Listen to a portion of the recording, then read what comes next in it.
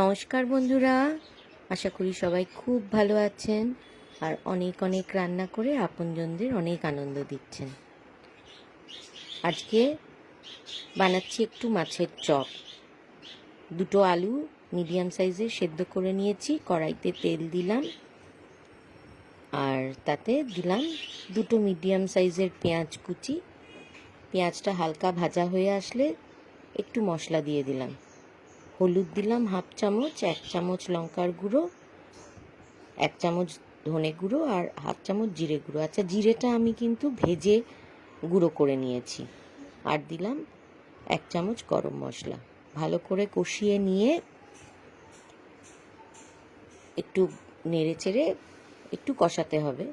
কষিয়ে নিয়ে দিয়ে দিলাম সেদ্ধ করে কাটা বেছে রাখা মাছ। আমি 3 টুকরো রুই মাছ নিয়েছিলাম।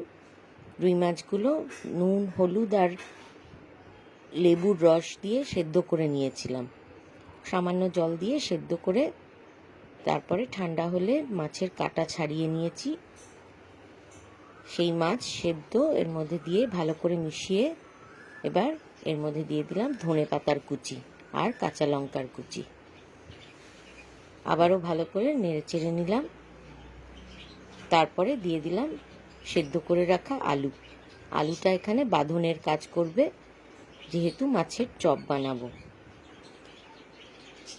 আমি আর এর মধ্যে আটা, ময়দা, কর্নফ্লাওয়ার কিছুই দেইনি, শুধুই আলু সিদ্ধ দিয়ে মাছ সেদ্ধ করে রাখা মাছ ভালো করে মিশিয়ে নিলাম। কড়াইতে দিয়ে দিলাম সামান্য কেচাপ। আমাদের পুর তৈরি। এবার একটা বাটিতে একটা ডিম নিয়েছি, তার মধ্যে নুন আর গোলমরিচ দিয়ে ডিমটা ভালো করে ফেটিয়ে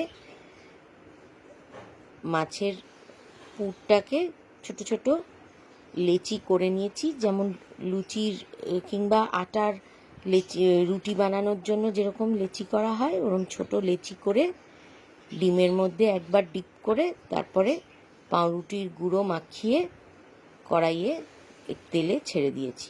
তৈরি হয়ে গেছে মাছের চপ। বিকেলের দিকে টিফিন হিসেবে খুবই সুস্বাদু। আর যেসব বাচ্চারা মাছ খেতে ভালোবাসে না, তাদের এইভাবে মাছ দিলে চেটেপুটে খেয়ে নেবে। ভালো লাগলে একটা লাইক, শেয়ার আর কমেন্ট করতে ভুলবেন না। ধন্যবাদ।